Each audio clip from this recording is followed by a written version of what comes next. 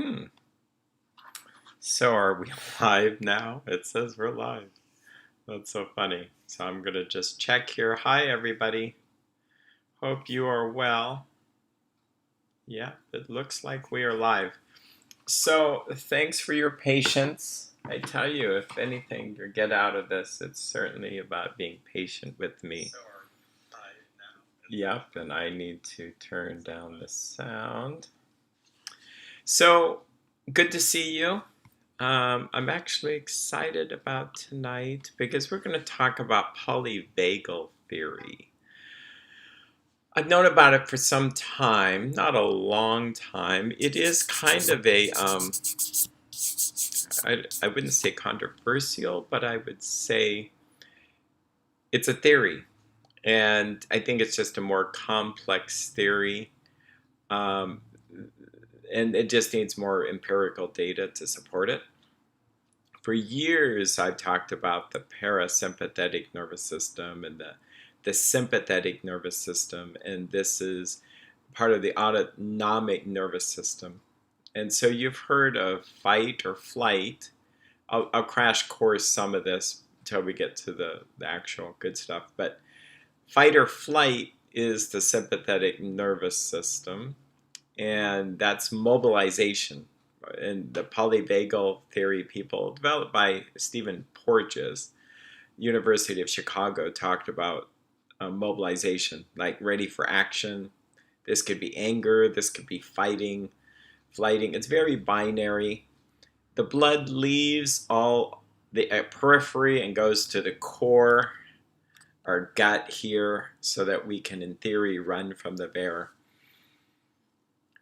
The way to remember sympathetic nervous system is to think, well, I'm sympathetic towards someone running from a bear. I'm sympathetic towards people that are frightened.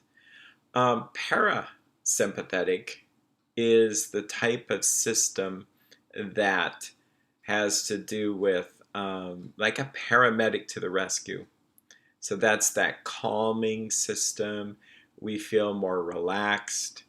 And parasympathetic, the blood leaves the core and goes to the extremities. So think when you're lying on a nice calm beach, you have that warm sensation.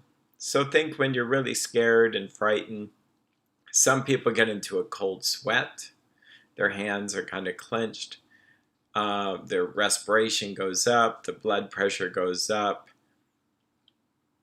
Yeah, it's a lot going on there. Relaxation is letting go of muscle tension.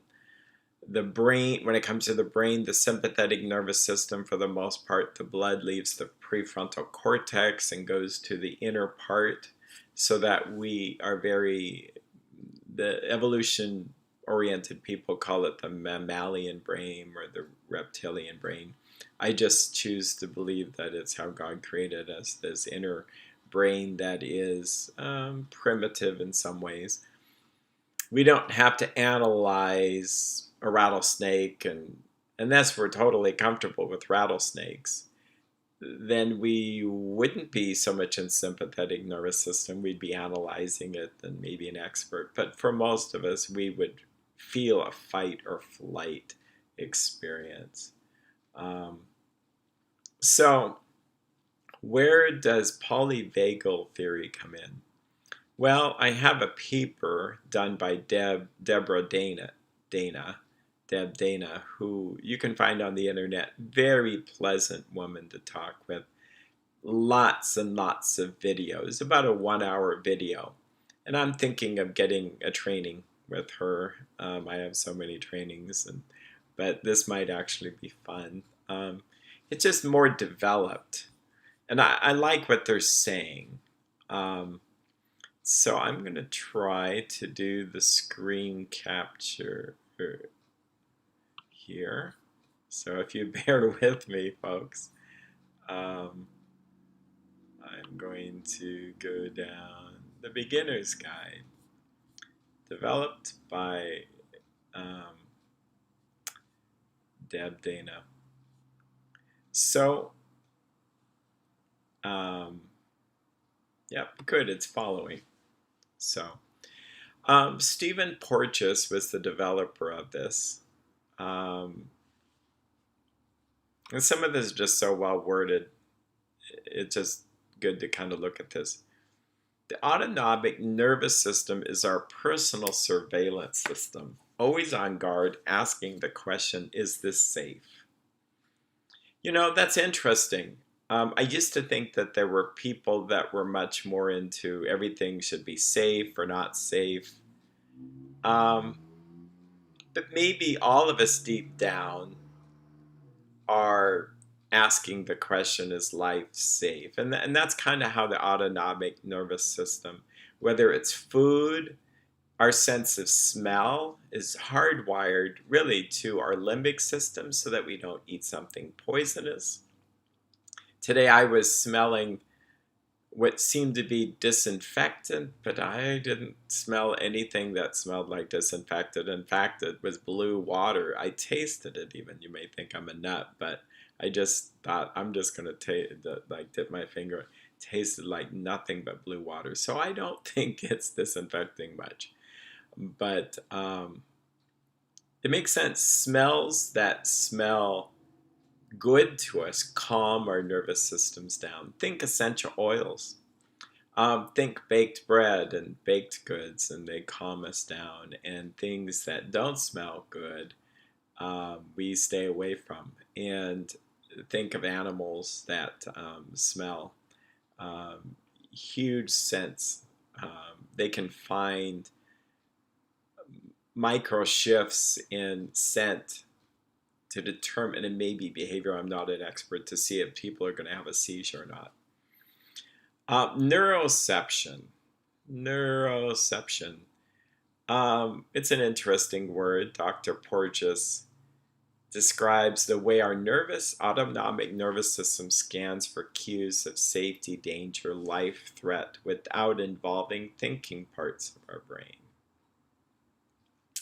It's an interesting idea. So I like the word. It's before we're even aware of what's bothering us. So I worked with a person today. I won't disclose the details, but she was describing a simple incident but was feeling anxious. And yeah, I want to disguise it a bit for safety, but she had this experience, and I said, let's just ask the question. What do you, instead of think that this means, just let the feeling tell you what's going on? And all of a sudden she realized as a child she had experienced something that all of a sudden you could see the lights go on. And we're so used to thinking, that there is some value to just be in our bodies and let ourselves experience something that we experience without judgment. There's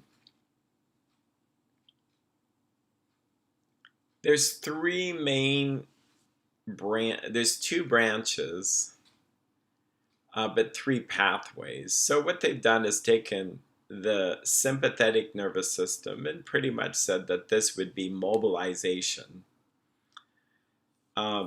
Parasympathetic, I'm going to go back to so parasympathetic is divided into ventral and dorsal. Dorsal, think dorsal fin. I'm not evolutionary, I'm just saying think dorsal fin. You can think about it like this, that a dorsal fin of a shark would scare you. And ventral is more outward, okay?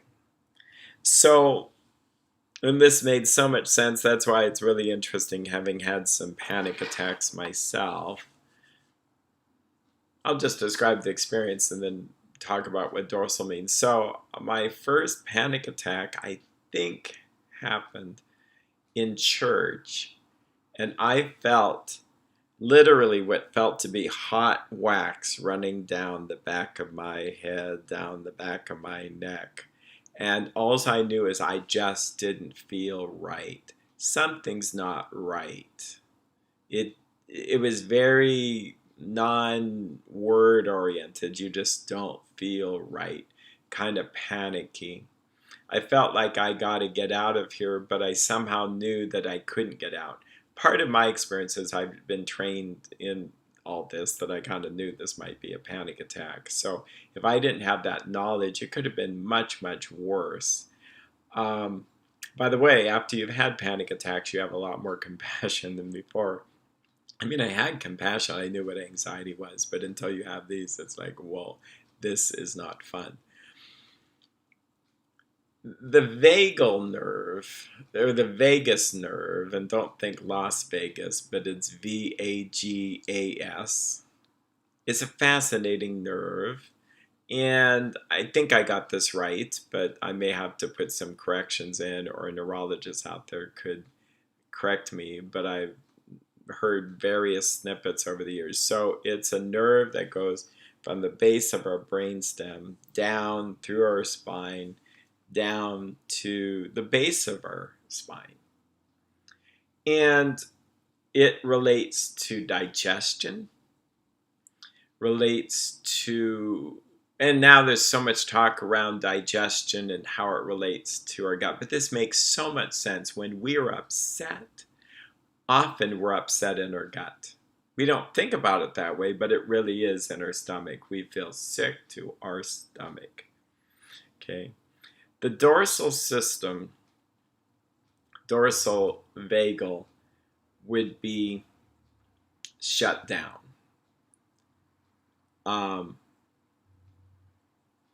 Think possum and playing dead. It's not playing dead. It's just totally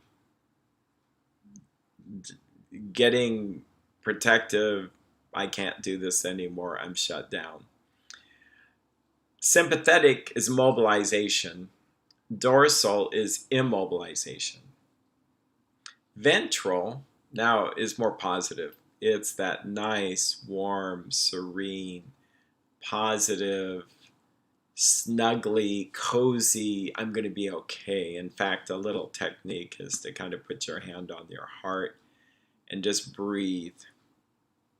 And it mimics a hug. It's like a life safe, it's okay. We're all going to be okay. Yeah, we'll talk about another aspect of this. So dorsal is shut down, can't deal with anything. Think about it this way. This now brings a lot of clarity to people.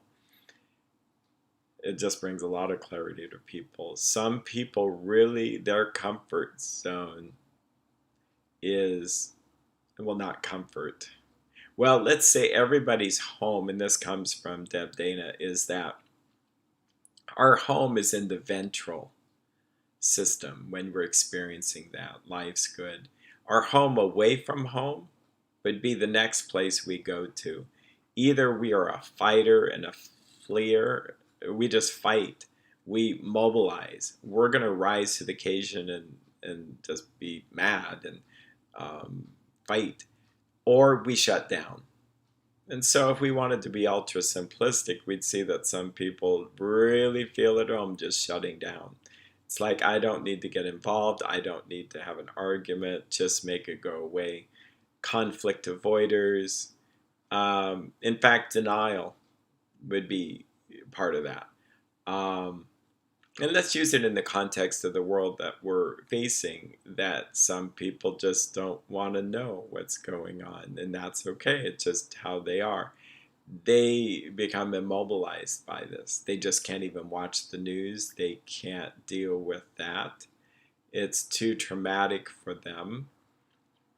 Others fight, and maybe they're protesting. Maybe they are out there spreading things on social media. Maybe they are just really angry.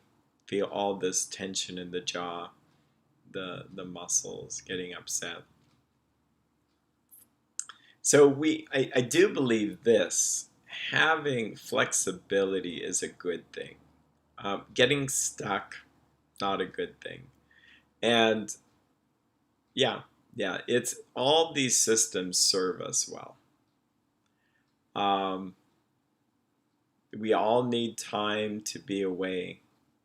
For those that have Christianity and Christ in their life, it says Christ went to the quiet places to pray. He took time out from the noise. And that's where it would be, that's probably ventral though. Shut down is important to understand when you're talking with someone. If you push buttons and scare them, you're so mobilized that they become immobilized, then you just have a breakdown in communication. This happens easily in a family. If parents come off too strong, too controlling, too dictatorial, everything just shuts down. It's like, yeah, I'm not home. I use the metaphor, if you put in the password too many times wrong, it's like it shuts down. It takes your card. In 18 hours you can try again, and if you screw up then a month later, I've done that before. With Apple devices, that's how it works, is you can try again in 18 months. It's like, it tells you that I should have just figured out a different way rather than just keep putting in the wrong password. And maybe that's how relationships can be. If you do something so scary over and over and over, you're just not going to have a good relationship. A word to the wise, and here I'm giving advice to governors and politicians, but I think at this point it wouldn't hurt. And I don't say that with any pride. I have a lot of things in my own life I need to do and pray about. But if the leaders of country or governments could just be aware of how people receive the information, it makes a big difference.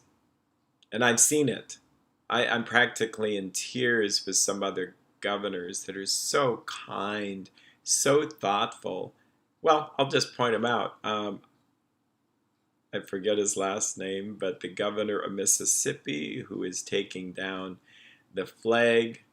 What a good speech that is. Like, gee, if our politicians would just, really good speech. In fact, I say this, I'll try to put a link to it in the bottom here, because he embraces everybody. He says this is really hard for all of us. He's in ventral. He is thinking with a clear mind. He's a man of faith, a man of prayer. He says, I've spent my sleepless nights have been, replaced with prayer. He says that we could have voted on this, and maybe that would have been the right thing to do, but he also felt that this was the time to just take down the flag.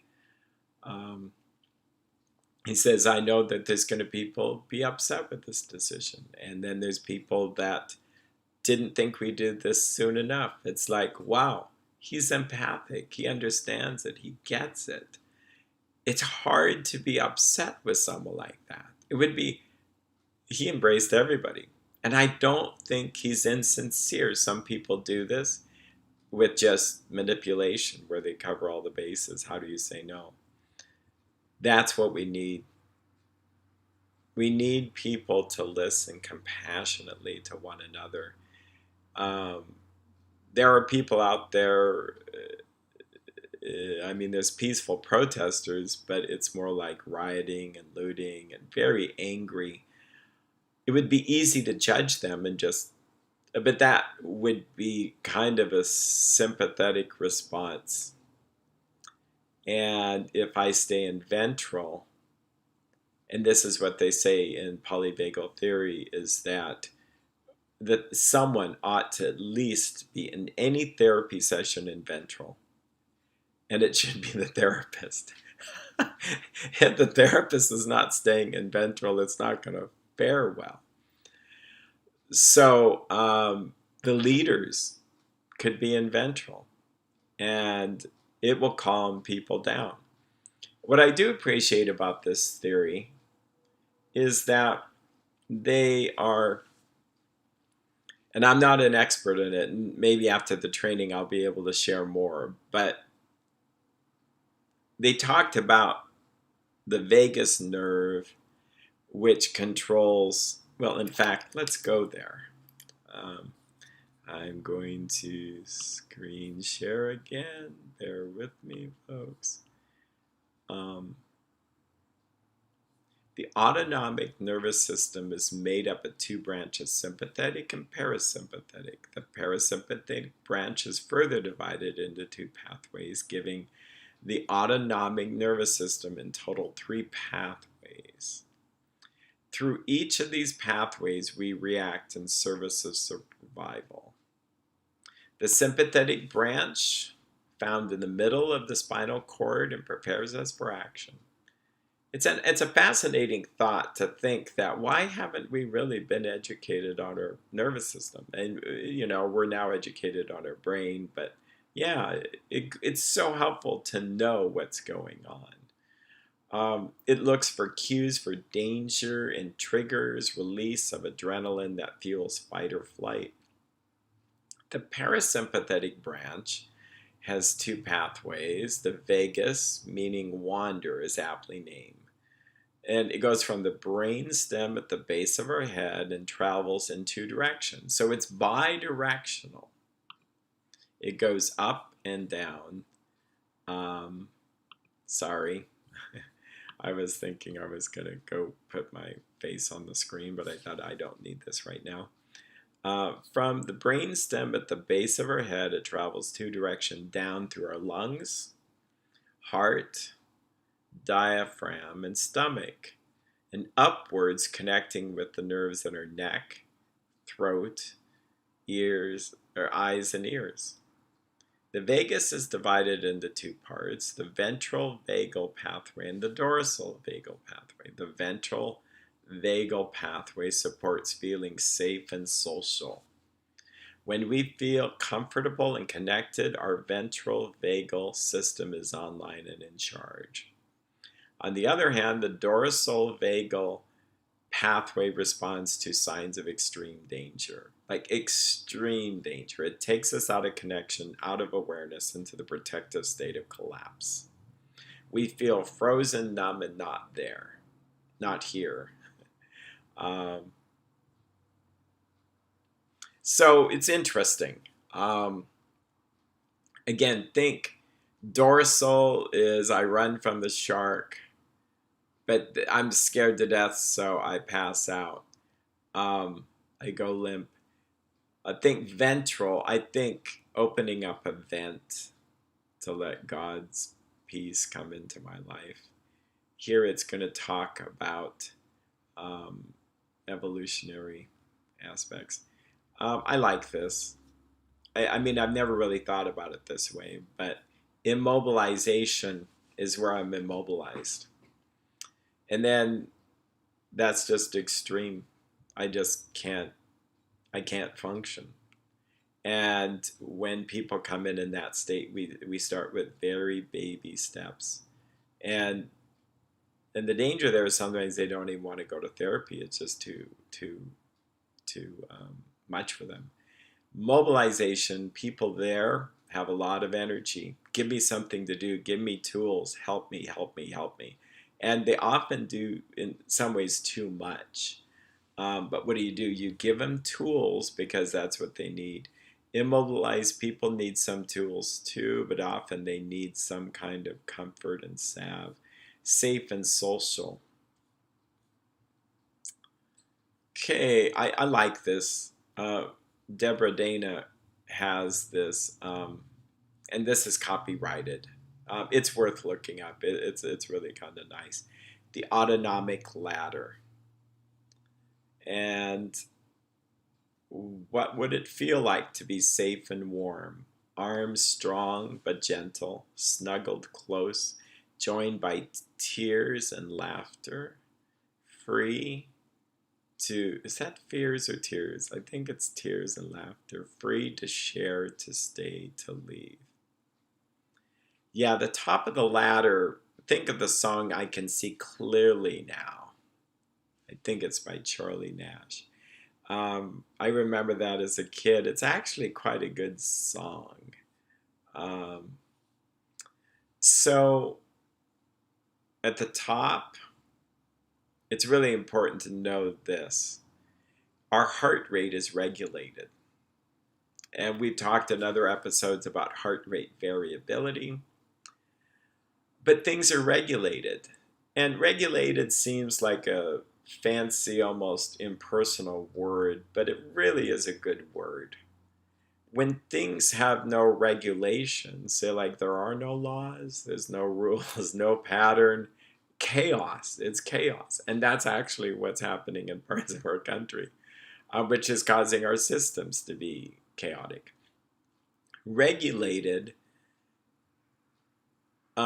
is somewhat built into us, but we're also regulated by social connection. Oops.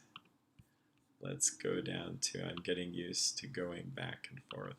So when we have a baby, that baby picks up on our cues, looks at our face, listens to our tone of voice, feels the sensation of being touched, hugged, held, and calmed down. If we have that experience repetitively growing up, because caregivers themselves are pretty healthy, then we have a feeling of predictability. We learn to be able to be, well, we're calmed down first by someone else. And this sounds obvious, but it's really good to lay this as a foundation. If babies don't have parents out there in the cold world, they would not survive, just period. They just wouldn't. If they were just given food and enough warm temperature and clothing, they don't survive. There's a failure to survive syndrome. They need to be held. They need to be hugged. They need to know that life can be safe and that they can be calmed down. And so soothing behaviors are other soothing us first. Okay, we could go on and on about all the dynamics of that. In fact, I'll just share a little bit. So before 6 months, the mother that comes to us we think is another identical mother. It sounds weird. They've done studies. It seems kind of still theory to me. But a baby isn't really upset when they see 3 pictures of identical mothers. When they see 3 pictures of identical mothers after 6 months, it kind of disturbs them. So at about 6 months, they have something called object permanence, where they know that this is the same loving, caring mother. And this is right about the time we get separation anxiety, is that when that mother leaves, we don't feel so good. We cry, we want them, and so a mother usually is carrying the baby, doing everything with the baby. Now, just the way nature would have it, as we get older and older, at about 1.5, we start to want to do things on our own. We want to be separate from our moms, but we really want to be in the arms of our moms, but we want to be separate, but we want to be held by our moms. So this push me, pull you state is individuation. I'm using lots of fancy words, but that's where separation anxiety really happens. So then, this is going to be dramatic here, but we get, hold on folks, sorry to create such separation anxiety for you guys. We get a teddy bear. We suck our thumb. We hold a blanket. We have something that's like a portable mother that's a self-soothing behavior. Okay? With me so far? So it's called the transitional object. And that's why that object is so important. We can't leave home without it. You can't just buy another one. I want that mother. Well, they don't say mother, but I want my blankie. Now, there's scents, there's pheromones associated with that. So it really does calm us down. It's how we're built. It's how we're created. So As we get older, well, I'm jumping ahead. We learn self-soothing behaviors when other people soothe us. And this is the beginning of self-soothing behavior. We do something that calms ourselves down.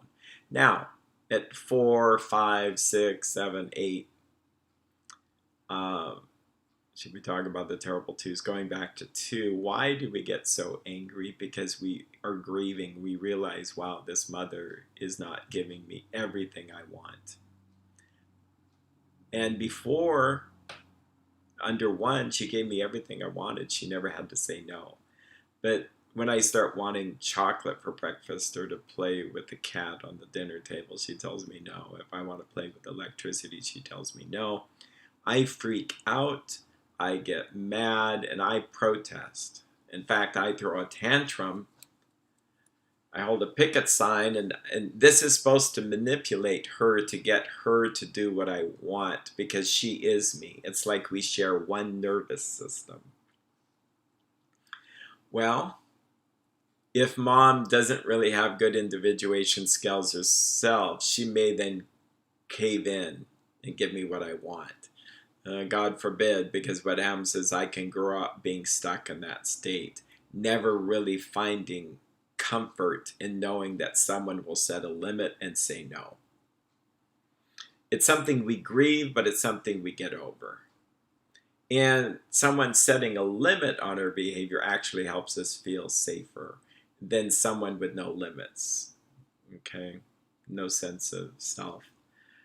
The other extreme is where a parent is so broken and has the challenges that they have that they're not able to understand what's happening, that I'm growing up and I'm individuating, and so then they kind of clamp down, and you're not going to tell me no. How disrespectful can you be? And in fact, I'll spank you. Spank, spank, spank. Now, I think spanking may have its place, but I'm running into situations in work where spanking didn't work, and just using physical pain to get someone to do what you want them to do. In the long run, what happens is people go, you're just inflicting physical pain on me. Where am I going with this? Well, let's just jump to spirituality for a while. If we see God as a father like we grew up with, and say our father or mother wasn't that healthy, we can easily project that image onto God. In essence, we create God in our own image and likeness, and that is always a problem. We should always be opening to say, God, help take away my own image of you. Help me to see you as you really are. God is a person, and he is a person we can go to all our life to help find comfort. The scriptures say he is the God of all comfort. And when we are at our worst place, and usually our worst place is when we are totally get this sense that we are alone. We get this sense that no one is there. What am I going to do? I don't want to be alone. I've got to be, I need someone. I need someone now. That brings about panic. So reaching out to God is a good thing. And there are saints that have been in prison camps. There was no way for them to get any comfort except through God. And God always comes through. He may not come through in our timing, but he does come through. He is the God of all comfort. He will take us, if we want to use this topic tonight, to ventral. That's where he is God the Father. He is Abba, Father. It is not by accident that he has designed us to have parents, to have a mother and a father, and it takes both to really have health. And I understand and want to be sensitive that there are people that only have one parent, but we were designed to have two. We have a parent that's more on the tougher side by nature, rules, teaching us to regulate. Like, let's go out and mow the lawn, and it's not the most fun, it's too hot, but we got to get it done. And yet also a parent that's more on the comforting side of things, to help us when we're down, to help us feel safe, secure. We need both. We really need both in balance.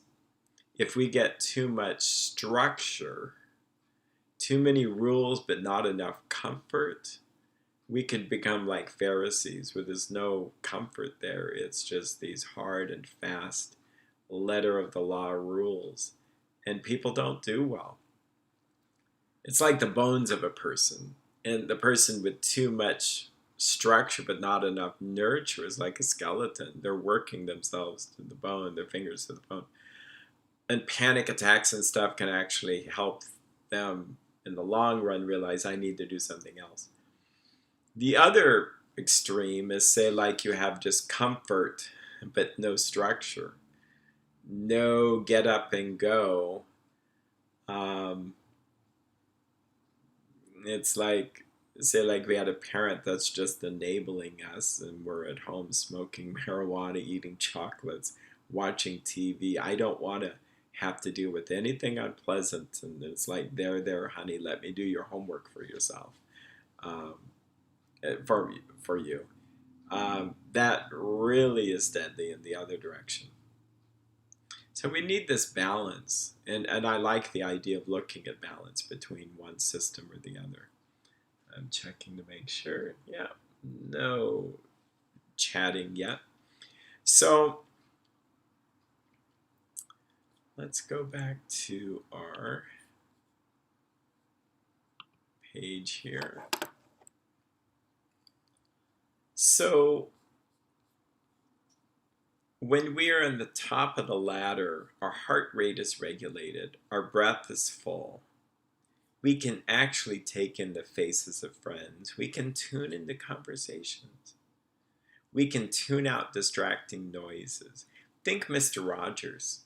Mr. Rogers had to be in ventral. In fact, if you think about it, a lot of people might be not in ventral, safe and secure in front of a camera, but he was good at doing not only making himself calm, but helping the world at large be calm. And I want to throw this out. You can listen to him talk about 9/11, and he talks about this throughout his life. When there's a crisis, his mother told him some advice. Look for the helpers. Look for the helpers. There is value in that. And I was going to do a choice video of talking heads on both sides of the political spectrum, both sides of the media.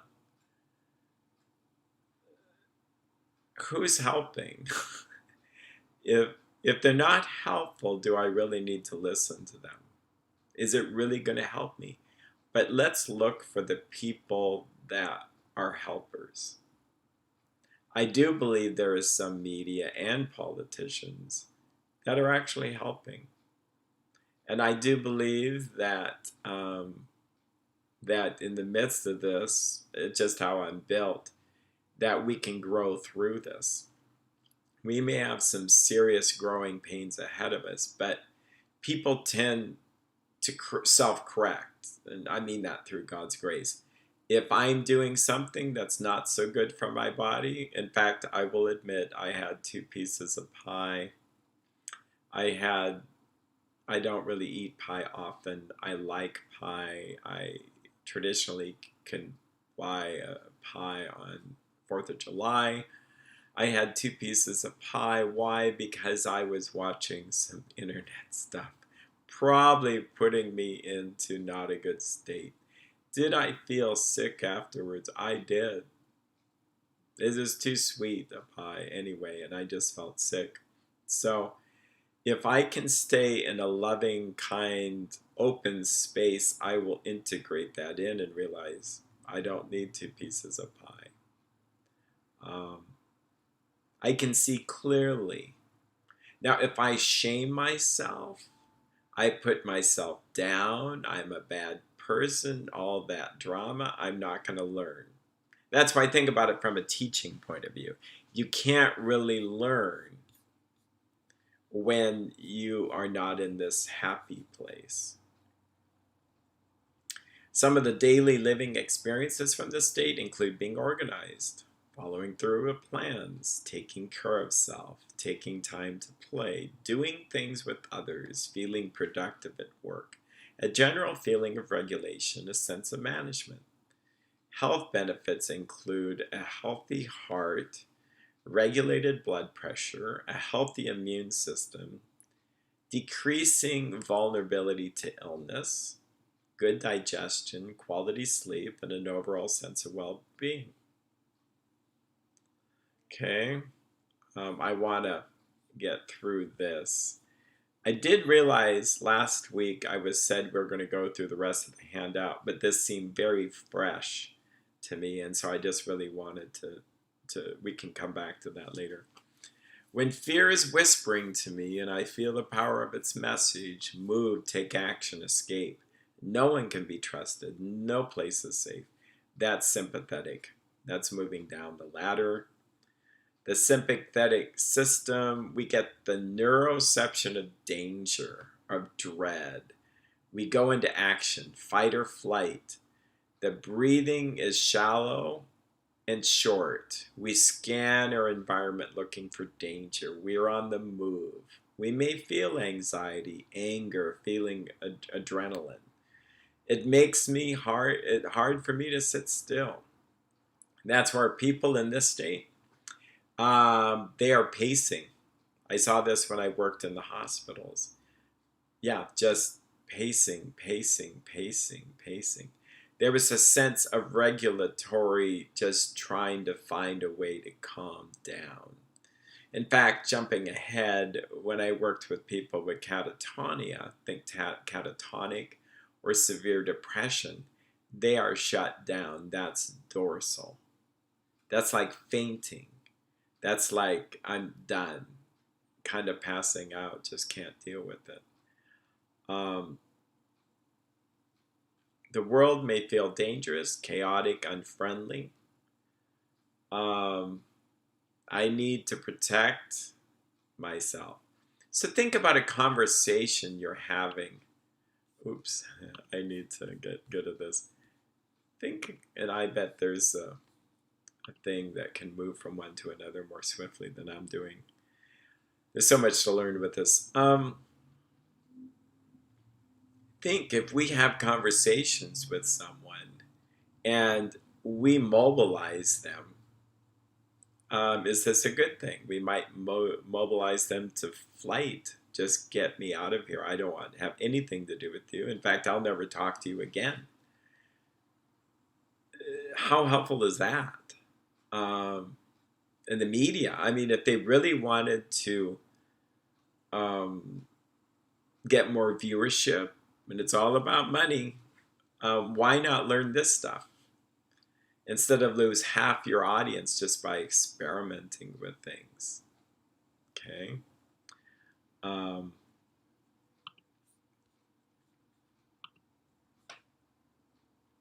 The daily living problems may be anxiety, panic attacks, anger, inability to focus, follow through. A lot of people have been labeled ADD, but they grew up with abuse growing up. They just couldn't focus because their parents divorced when they were second grade and they're starting to learn to read. Distress in relationships, health consequences, heart disease, high blood pressure, high cholesterol, sleep problems, weight gain, memory impairment, headache, chronic neck, shoulder, back tension, stomach problems, increased vulnerability to illness. Yep. How many of us have had that? And that's why I've worked with people, they come in, they feel like they're having such bad heart palpitations. And there's a sense that you're fine, you're going to be fine. The tricky thing is there is a truth to that. Your body is telling you something's not right. Stop what you're doing or try to get unstuck. To take a pill, just make those symptoms going away. It's kind of like, I don't like what the dashboard of my car is saying to me. I have this blinking yellow or red light saying there's no oil. I'm just going to snip the wire there. That's not helpful. Just snipping the wire.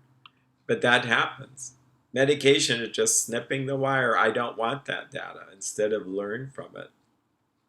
People with sleep problems, they can barely breathe, so just use the CPAP machine. Now I realize there's some, and I use one for 10 plus years, but when I began to think about it, like that's kind of like a drug, it's a really interesting metaphor.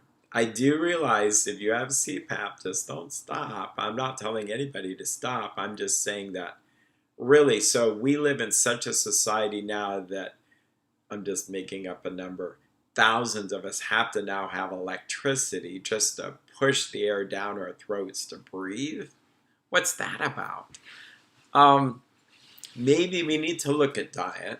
Maybe we need to look at how our day is so that we can really calm ourselves now down, so we can open up airways so that we're not so constricted, so we can really truly relax. It's kind of like a pill to sleep, same kind of thing. Like I take a pill to just make myself go to sleep. About a year ago and throughout this year, I've been reading off and on these books from the 1920s and the 1940s. What's fascinating, and I remember a glimpse of this. I remember as a kid seeing even on TV that the doctor would say, so you're not sleeping at night. What's going on during the day? What's going on? And it was a clear understanding that if you take care of your day well, your night will go well. But instead, we've divided the day and the night, and now we're just trying to fix the night without even looking at what we're doing during the day. We should think holistically and putting things together. A book I like on this, it's called You Must Relax. It shows you the sign of the times. It's really so authoritative, by Edmund Jacobson. But and he, I think, wrote another book, You Can Sleep Well. And on a sleep note, how could we really get good sleep when we're adrenalized? We're living like hell. We don't take any time to slow down and just stare into space. And we may not have time for exercise, which is mobilization in the good way, to burn off some stress and adrenaline. So that's my sales pitch on that. My body told me I need to get exercising more, so I've been walking more. And the nights that I'm walking, I feel a little bit better. Weight gain happens because we start to store cortisol in our gut, in our fat, our adipose fat. Memory impairment. Cortisol washes over our brain at night. It's a memory eraser. It's God-given to help us deal with anxiety, things we don't want to remember. See, our problem is chronic stress. It's not stress, it's chronic. Headaches, chronic neck, shoulder, back tension, stomach problems. The vagus nerve connects to this. When we are happy, the vagus nerve calms our face down.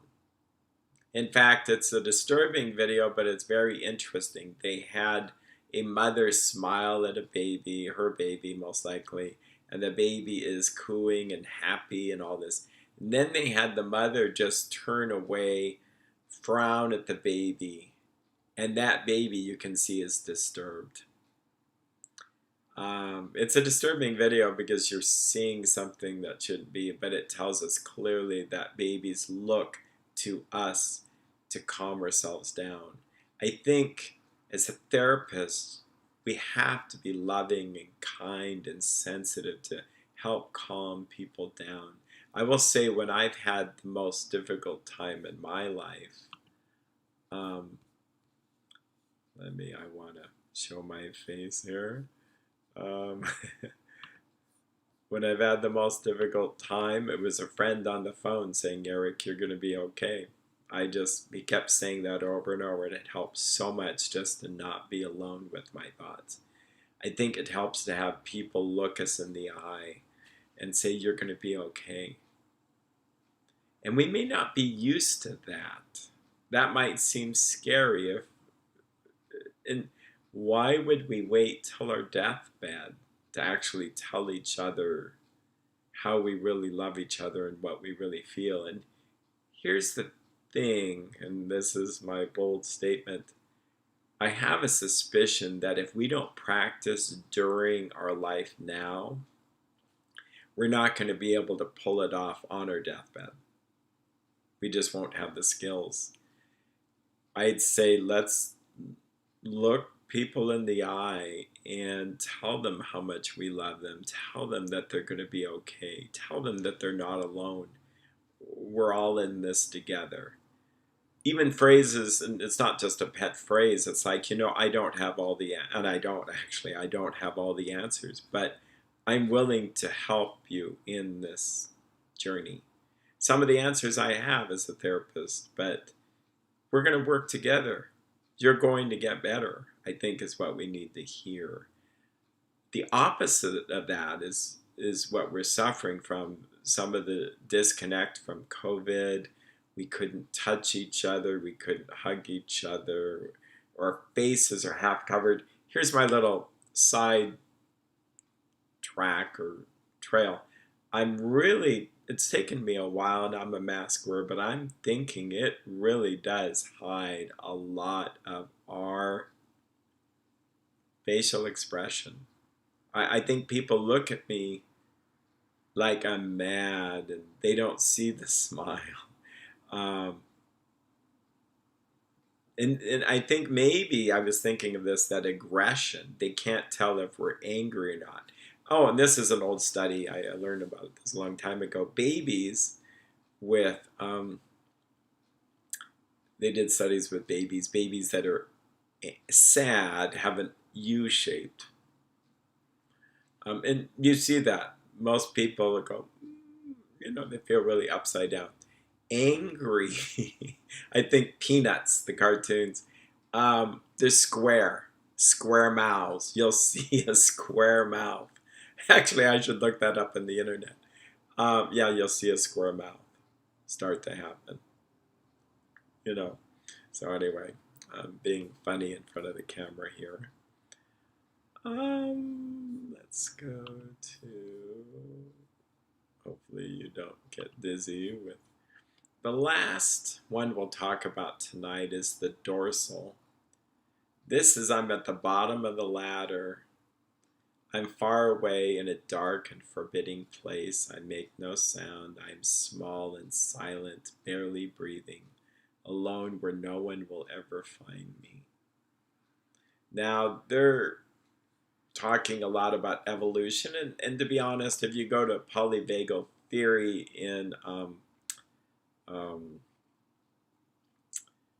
Wikipedia, you'll see that some of the, it's not controversy, just unsupported claims are making these evolutionary claims. So if you ignore the evolutionary thing, I think it's just very interesting.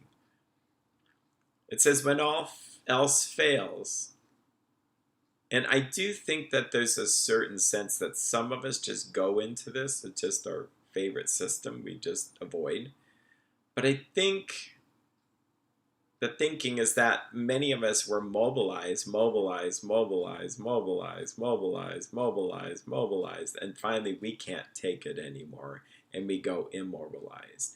Think about the phrase, we just give up. I'm done. I've shut down, I'm collapsed, I'm disassociated. It's alone with my despair, escaping into not knowing, not feeling, almost a sense of not being. Now, we could call this depression. I do think that depression is repression. I've heard that depression was also anger at one time, but when you do it over and over and it doesn't go anywhere, then it goes shut down. So I think there's something interesting to explore there. Feeling hopeless, abandoned, foggy, not too tired to think or act. The world is empty, dead, and dark. I am lost and no one will ever find me. Some of the daily living problems can be disassociation, problems with memory, depression, isolation, no energy to do the tasks of daily living. So letting the house get messy, letting your personal hygiene go, not caring how you look. Now, I mean, there's a balance between vainglory and trying to avoid that, but problems with memory, no energy. Do the tasks of daily living. Chronic fatigue, fibromyalgia, stomach problems, low blood pressure. And this jumped out at me. I've worked with people with low blood pressure.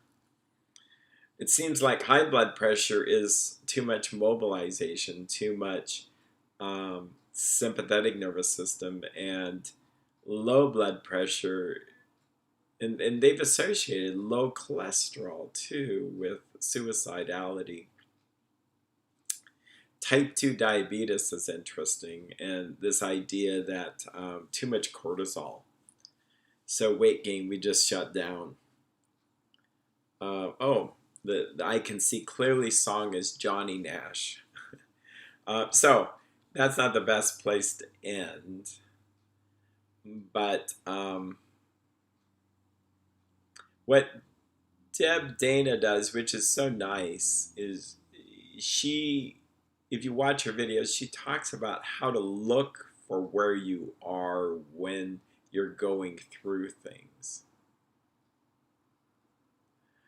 She uses the metaphor of utilities of a home. We won't get into that. But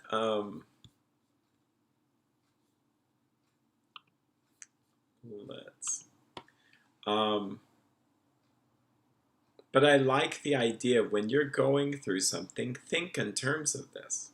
It makes perfect sense. I do think wholeheartedly that we do so much better, for the most part, with more information. Now, we can have too much information, but I'm talking about awareness. Unawareness is kind of denial. Like, I don't even think I have a weight problem. I don't even think about an alcohol problem. I'm just stuck my head in the sand, you know, and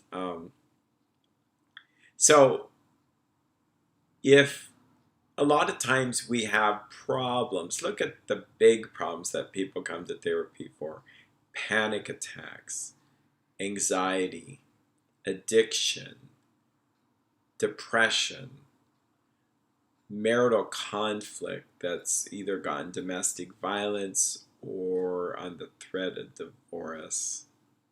Let's just take those. There are some that people would come sooner, like autism, but we let things go so far. We ignore, we're unaware. We do this for years, and then now I really have a bad problem with chronic pain, or a problem with anxiety, a problem with depression, a problem in our marriage. It's on the verge of divorce. And I don't know if maybe like 1% of the time I'd be a little bit miffed, like, really, can't you come in sooner? You should have gone in 20 years ago. That's not helpful, that's just judgmental. But most of the time I realize all of us, it takes what it takes till we're ready to start to get better. Just how life is. And the reality is I don't run to the doctor every time I have some kind of body ache. I wait till it gets bad enough for me to justify the cost. And I think that's how it is with therapy. So saying all that is a long-winded way to say is that I think what we need is awareness. If we become more and more aware every day of our feelings, where do we feel stuff in our body, aware that, I'm feeling tightened stomach going to visit the doctor, or I'm feeling nervous energy to talk to my wife, or when I watch the news, what happens to my body? What happens to my jaw? What happens to my face? What happens to my throat? And sometimes, if you study this, there are people that have made links between things. I have to say there seems to be truth to some of it. Like a choked up is grief. It's an interesting thought. Lower back pain, we heard the phrase pain in the rear end, or more colorful phrase. That could be anger. But it could also be feeling not steady on one's feet.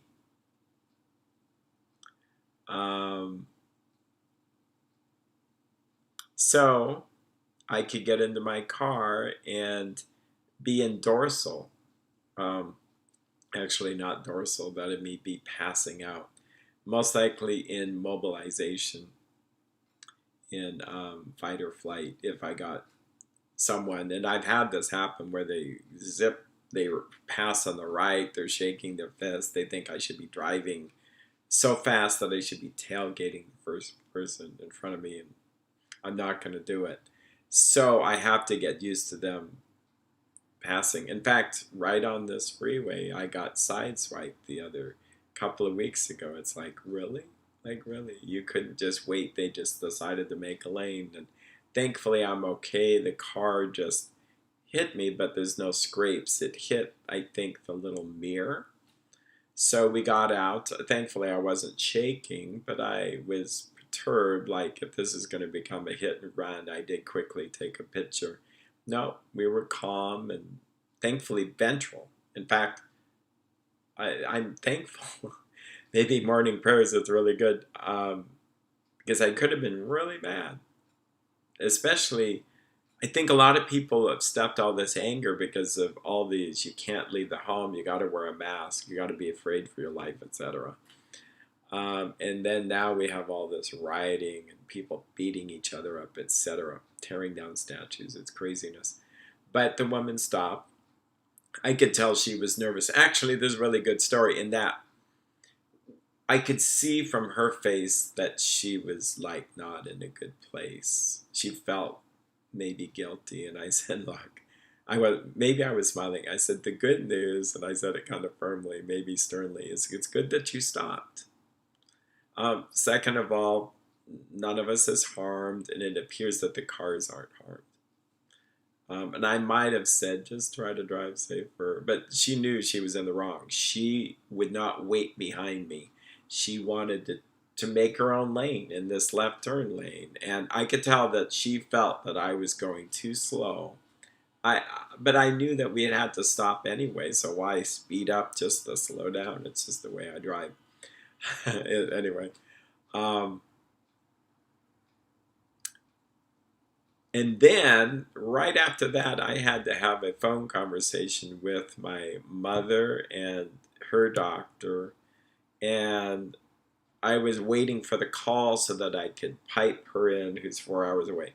So I had to switch gears and not carry the energy there into that conversation. Had to be calm because my mom, bless her heart, but is struggling with some memory issues. She needs us to help with doctor appointments. And yeah, so when you're facing like shutdown, you just don't want to do anything anymore. It's helpful to see that as dorsal. Then how do you regroup? How do you take time to replenish? Sleep, rest, good food, not toxic food, things that are edible, but things that would nourish the body. Magnesium, calcium, B vitamins, maybe adrenal supplements, would be helpful. Good water. Now, believe it or not, exercise, but it's going to be as simple as walking, walking, walking. I do think that when we're shut down like that, we don't feel like walking, but walking mobilizes us a bit. In fact, when I worked in the hospitals and with chronically mentally ill, people would be walking so slow, so slow. Like psychomotor retardation is the fancy word. And it's really helpful to work with severe so that then you know what severe looks like. But I remember a person who had this perseverating thought, the whole world is dead and it's my fault, she would say. And she said this throughout the day. That's all she did. And it was slow. And she also said that she said the phone is dead. The phone is dead. And there was a phone. This is back where there was actually a phone. And the phone rang. And this is how slow she was moving. It was difficult to watch. She grabbed the phone and then it was dead, which was not really a good thing for her. So then I moved out of the psychiatric facility and worked more in a group home. My job was to load people on a bus to go hiking. Actually, I smile. I think there was some really good thing about that. The people were frightened, really frightened. They're on tranquilizers, which now I would do something way different. But we go hiking, and I thought, gee, how safe is it? And then I had a coworker, let's go hiking what we call the Monte Cristo mines, and there are cliffs. And not terrible, but actually it's amazing. My nerves were probably, well, they were fresher nerves 30 years ago. But let's just walk. Let's just walk. Let's just walk. People get better just by doing the things that bring some kind of joy. They did get better. Now I would approach it really different, but it was better doing that than sitting in a facility all day. So we go to the mall, we go shopping, we go watch movies. In fact, it was probably one of the more fun jobs. And I mean this so politely to people that have struggled with psychosis, because it's really, really, really hard. They're on medication. But I remember a gentleman who was rocking in a fetal position, lying on the ground, and we're going to a strawberry festival. And it's like, okay, you gotta get up. It feels very invalidating to say I could, maybe I should have been in his shoes and try to rock with him and be where he's at. But it was at the time, it's like, nope, come on, get up. We can do this. We're going to go have fun at the Strawberry Festival. And I think he actually got better once we had like some strawberry shortcake, you know. My point in all this is that if now I would have the skills to think this guy was in dorsal. This was a dorsal situation, and I probably would have more compassion to understand. And the people that were pacing back and forth, just constant, that's another label, but it's the sympathetic mobilization. See, I love the idea, let's think nervous system. That's the point in all this, is let's think nervous system and how to calm our nervous system down. Oh boy, I'm on a roll. This makes up for being late, but I'll finish with this. Tired nerves, psychasthenia. It's an old phrase, but I do think that we wear a nervous system out. I went to a naturopathic physician one time, and she was saying, well, Eric, you're thinking like psychology. And it's like, well, how else is there to think? She says, no, I'm talking about your nervous system can kind of get wore out. If you overuse your arm, it can get kind of wore out. Although that's chronic pain sufferers, they need to know that this repetitive strain injury is more an emotional thing. But we need rest. We need good nutrition. Things like fish oil helps nervous system, rebuilding those nerves. So, with that, I wish you well. I wish you God's grace. Stay safe out there in that world. Take time to calm down, to be safe, to connect with people. I also should do an announcement. I talked about doing this addiction recovery starting last night. There are so many people that I have to contact. I haven't done it yet. It's going to be multifaceted. And I'm also thinking of doing a type of live stream which just is sharing the things that I'm reading. Because I find such comfort in reading. And I'm reading spiritual things, and so it'd be much more of a spiritual nature. But I thought, heck, if no one sees it, it's fine. If I'm going to read this, I might as well read it out loud. So I'll let you know about that. Boy, now I'm saying subscribe. If you subscribe, then I think the way it works is anything new that I post will show up. And I'm not big on notifications myself, because who wants to be bugged by everything? Everybody wants to notify you about something. But I think the way it works is if you put notification, then it tells you, guess what, Eric Boland will be doing a whatever. So if that's important to you, you can. It appears these are also saved, so you don't have to be here on live. So anyway, I love you guys. You take care.